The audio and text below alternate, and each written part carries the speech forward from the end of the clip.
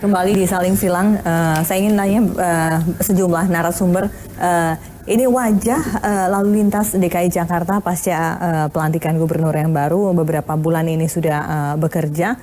Bagaimana Anda melihatnya? Sudah ada roadmap-nya kah, Pak Darmaning Tias? Ada OKO Trip tapi hingga saat ini juga belum jalan. Ya, sebetulnya sejak dulu saya selalu mengingatkan kepada gubernur-gubernur baru pasca Pak Sutioso ya, itu untuk tunduk saja pada namanya PTM, pola transportasi makro. Karena kebetulan saya membaca itu saya kira rumusan yang tepat.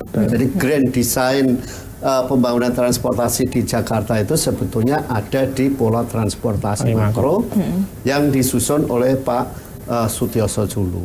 Nah, di sana itu direncanakan ada pembangunan 15 koridor busway. Sekarang baru tahun 13. Jadi masih ada 2 PR itu. Lalu transportasi air yang sekarang sama sekali tidak tersentuh. Lalu rel. Jadi saya kira yang dasar-dasar itu sudah diletakkan dengan baik.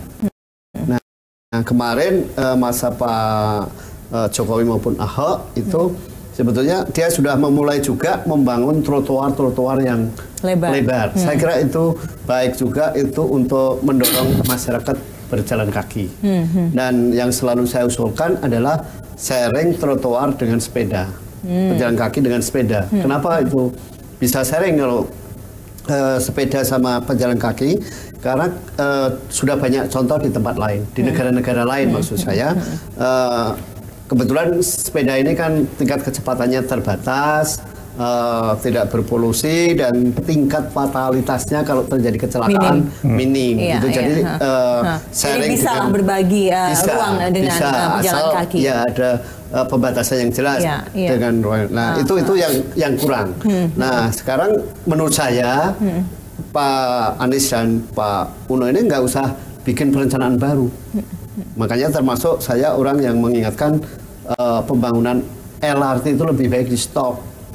Cukup satu koridor aja ya yang sudah terbangun sekarang Kelapa Gading, Velodrome yang saya usulkan sampai ke Manggarai supaya terkonek dengan KA Bandara dan terkonek dengan KA jarak jauh dan Transjakarta maupun KA Jabodetabek gitu. Nah, kenapa saya belum ada perusahaan lagi yang mau membangun jalur yang baru? Saya kira itu mengigau aja gitu. Ya, saya jamin. Kenapa?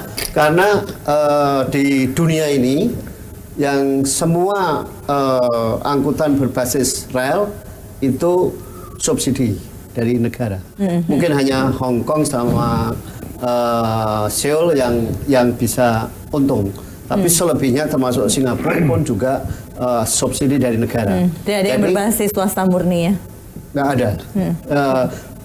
Bahkan misalnya pemerintah membangunkan relnya, operasionalnya tetap butuh subsidi. Karena itu misalkan ada orang yang bilang mau membangun dengan investor-investor asing yang investasi sudah tertarik ratusan triliun tanpa subsidi pemerintah, saya kira itu anggap aja itu orang hijau. Orang hijau nggak usah diperhatikan gitu ya, karena nggak mungkin terjadi itu. Karena apa? Siapa mau buang uang begitu besar tanpa mengharapkan investasi gitu. Nggak usah jauh-jauh. Kita sekarang kan sudah punya LRT di Palembang.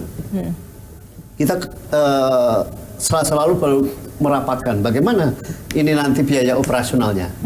Kalau tarifnya 5.000 itu nggak mungkin akan kembali investasinya. Kalau lebih dari 5.000 tidak akan dipakai. Nggak akan dipakai. Sama LRT di Jakarta. Kalau tarifnya lebih dari 10.000 orang nggak akan memakai.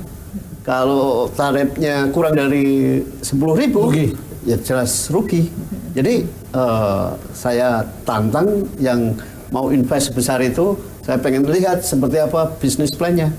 Gitu. Saya kira itu kayak monorail yang lagi itu. Nah, ya seperti jadi itu doang. Dan itu dulu juga sudah saya ingatkan bahwa monorail yang akan dibangun itu hanyalah angkutan untuk makan siang. Benar. Nah, waktu itu saya banyak angkutan untuk makan siang begitu ya. makan siang. Nah, ternyata sampai detik ini monorail itu nggak terwujud. Yang Itu apa yang terwujud yang doang ganggu ya, jalan. itu artinya yang saya katakan betul. Iya. Sama dengan ini yang mau bangun LRT dengan ratusan triliun. Itu anggap saja orang.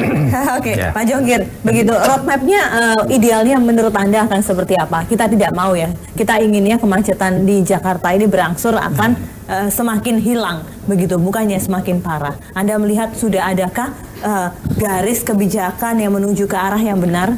Sebenarnya sudah. Nah, itulah yang saya katakan tadi, kita harus dukung. Semua kita harus mendukung itu. OKO tripnya ini Januari ini ada uji coba 4 trayek. Ya, ada di selatan, di barat, di timur sama di utara. Itu Januari akan jalan itu. Walaupun sementara mempergunakan angkutan existing ya. Tetapi nanti akan diganti dengan angkutan yang full AC itu, pakai AC.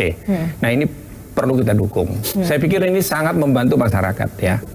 Hanya Rp5.000 dengan durasi 3 jam. Nah, ini kita harus dukung.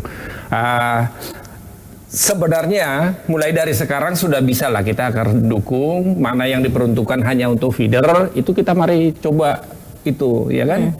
Jadi jangan lagi kita berebut di jalan-jalan protokol ini sebenarnya. Oke, kembali lagi. Sebelum kembali lagi, saya harus terima telepon dulu. Halo, selamat malam. Malam, Mbak. Iya, silakan, dengan siapa dan di mana? Dari Pak Iman dari Jakarta Selatan. Baik, silakan Pak Iman. Iya, jadi begini. Ini kan dulu kan memang tidak boleh ya. Ya, selamat malam. Iya, silakan dilanjutkan, Pak. Dari Pak Iman di Jakarta Selatan. Ini begini. Kalau sebelum dicabut itu kan ada larangan sepeda motor ya. Ya. Nah, waktu itu kan pakai tapi sepeda listrik. Sepeda listrik itu tanpa SIM, tanpa STNK, tanpa helm, tanpa BPKB gitu loh. Nah, lewat sana, ya toh. Ya. Karena ya maaf saya kan profesinya jadi pengamen ya. Tapi untuk lewat sana itu kan saya ragu-ragu apakah itu boleh atau enggak gitu. Nah, terus saya berpikir begini. Ini kan di dalam Pancasila kan ada keadilan sosial bagi seluruh rakyat Indonesia. Nah, kalau yang pakai sepeda begini atau pakai sepeda motor nggak boleh, apa itu tidak menyalahi daripada Pancasila itu. Ya, sila kelima keadilan sosial. Oke. Keadilan sosial bagi seluruh rakyat. Jadi intinya Pak Iman, Anda mendukung ya pencabutan salah satu pasal dalam Pergub ini?